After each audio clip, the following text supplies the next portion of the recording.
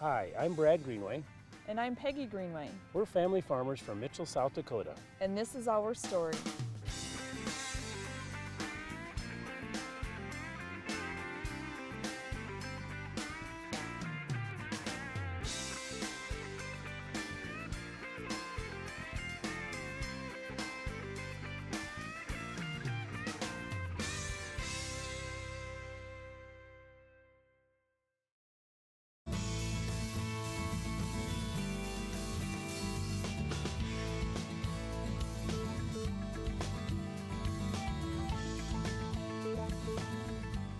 What we're getting ready to do now is we're getting ready to unload baby pigs that just come from the sows or the mother pigs, and we're going to put them into our newly cleaned building.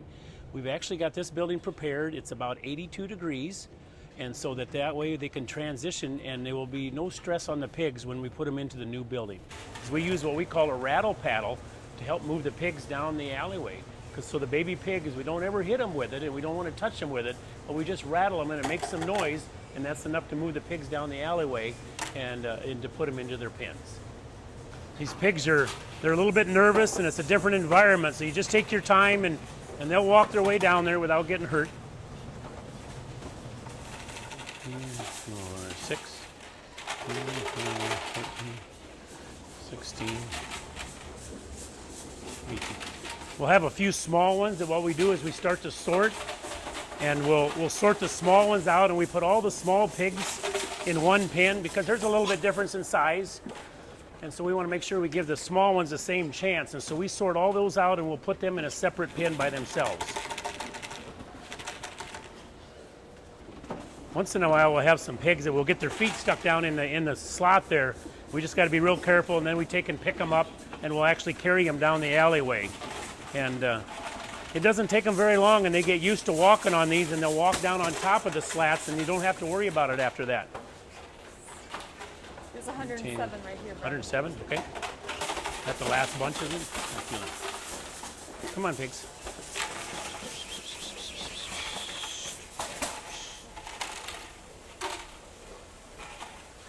They're a little bit tired too. Some of them just lay down. They haven't walked this much in all their life. They're about 3 weeks old now. We'll look at how old. We get a sheet every time we get a batch of pigs in, and it tells how old they are. It tells what the average weight of the baby pigs are, and then if anything, if they're having any health challenges that we need to watch for.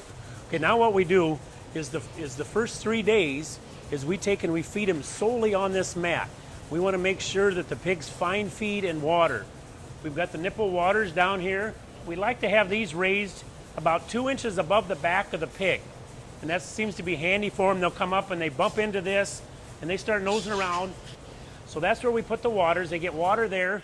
We also put a little bit of water in here for about 2 days just to make sure that they find the water. We put the feed actually on this mat right here. We just scatter it out on here. And the pigs, being as curious they are, they'll come up and they start rooting around that, and it smells really sweet. And so they'll start nibbling on this, and it doesn't take much. They say the first couple days, if a pig eats 2 or 3 pellets, that's enough to get his stomach started. And so about 5 times a day, we'll come in here and we make sure that there's a little bit of these pellets, the feed for the pigs, on this mat. Another thing that after I put the feed on the mat here, another thing that will bring the baby pigs over here is we turn on a brooder, and this is a propane. And what we do is we light this, and actually you can see it gets red and warm here, and it will bring it down to about 92 to 95 degrees right here on this mat. And the pigs, they'll come over to it because they want to lay on here and they'll lay around it, and they also find the feed. And so we want to make sure that they find feed and water and are warm right away when they come in this building to make sure the transition from their mother to this new building is as stress-free as we can possibly make it.